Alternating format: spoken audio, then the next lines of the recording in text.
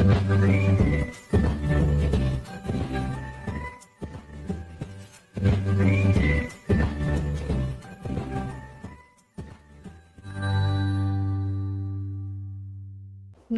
বন্ধুরা, লিপিস কিচেনে সবাইকে স্বাগত।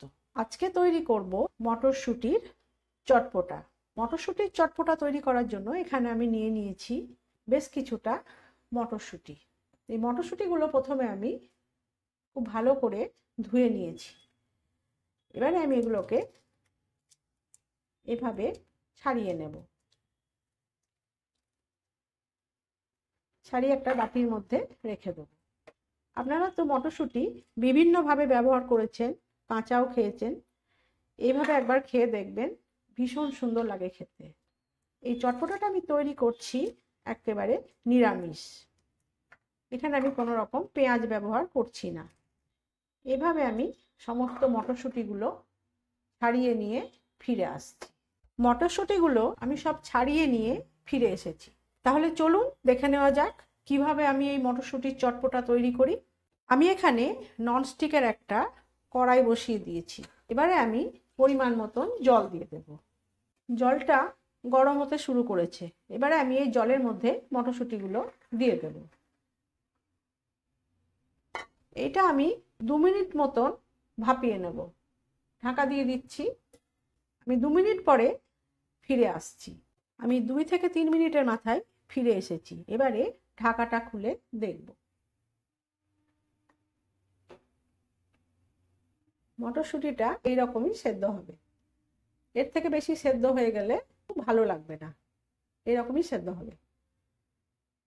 এবারে আমি গ্যাসটা বন্ধ করে দিচ্ছি। মটরশুঁটি থেকে জলটা ঝরিয়ে নিয়ে ফিরে আসছি। মটরশুঁটি জল ঝরিয়ে নিয়ে ফিরে এসেছি। এবারে আমরা চটপটা বানাবো। তার জন্য এখানে আমি একটুখানি বাটার দিয়ে দিচ্ছি। আর দিয়ে দিচ্ছি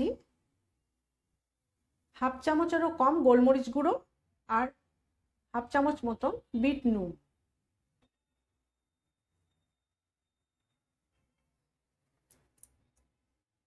তার সাথে দিয়ে দেবো এখানে কিছু কেটে রাখা সবজি। যেমন এখানে আমি প্রথমেই দিয়ে দেবো কুচনো গাজর, কুচনো কাঁচা লঙ্কা, কুচনো টমেটো, আর এখানে একটুখানি ধনে পাতা। আমি এটা একদম নিরামিষ তৈরি করছি।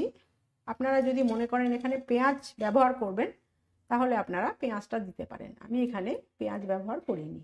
এটা এবার আমি খুব ভালো করে মেখে নেব।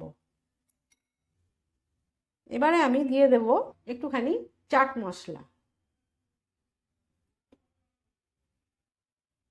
চটপটা রেডি। মটরশুঁটি চটপটা রেডি। এখন শীতকাল, বাজারে কিন্তু প্রচুর পরিমাণে মটরশুঁটি। আপনারা মনে করলে এই মটরশুঁটিটা প্রতিদিনই কিন্তু এইভাবে আপনারা খেতে পারেন। ডায়াবেটিক পেশেন্টদের জন্য ভীষণ ভালো একটা ফুড। এইভাবে মটরশুঁটি ভাপিয়ে নিয়ে, আমি যেভাবে ভাপালাম কিংবা প্রেসার কুকারে একটা সিটি দিয়েও আপনারা ভাপিয়ে নিতে পারেন। সেইভাবে ভাপিয়ে নিয়ে আপনারা কিন্তু এইভাবে ডায়াবেটিক পেশেন্টদের ব্রেকফাস্টে দিতে পারেন। তাছাড়া ছোট থেকে বড় প্রত্যেকেই কিন্তু এটা খেতে পারে। সন্ধ্যাবেলা আমরা একটু জলখাবার খাই, সেহেতু হালকা একটা জলখাবার কিন্তু এই ডিশটা হতেই পারে। ভীষণ মুখরোচক খেতে। আপনারা একবার বাড়িতে অতি অবশ্যই তৈরি করে খেয়ে দেখুন। কমেন্ট করে আমাকে জানান কীরকম লাগলো। রেসিপিটি যদি ভালো লেগে থাকে তাহলে চ্যানেলটিকে লাইক করুন, বন্ধু বান্ধবদের সাথে, আত্মীয় পরিজনদের সাথে শেয়ার করুন। সাবস্ক্রাইব করে পাশে থাকা বেল আইকনটি প্রেস করে রাখুন। তাহলে আমি যখনই এই ধরনের নতুন কোনো রেসিপি আপলোড করব তার নোটিফিকেশন আপনাদের কাছে খুব সহজেই পৌঁছে যাবে। আজ তাহলে আসি, দেখা হচ্ছে নতুন কোনো পর্বে। সবাই ভালো থাকুন, সুস্থ থাকুন। নমস্কার।